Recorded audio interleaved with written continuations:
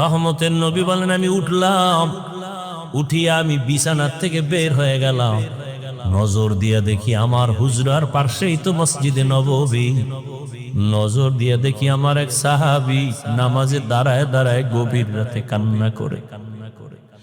আমি রহমতের নবী হঠাৎ চমকে উঠলাম, কোন সাহাবী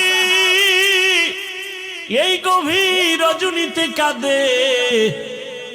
ভালো করে নজর করে দেখি, আল্লাহর পেয়ারা সাহাবী আমার আবু বকর গভীর রজনীতে নামাজে দাঁড়ায় কান্না করে। আমি বাহিরে অপেক্ষমান, আবু বকর হাউ মাউ করে কান্না করে নামাজ শেষ করে বের হয়। আমাকে দেখে আবু বকর আতঙ্কিত হয়ে গেল। আমি প্রশ্ন করলাম, হে আবু বকর, আপনি গভীর রাতে নামাজে দাঁড়ায়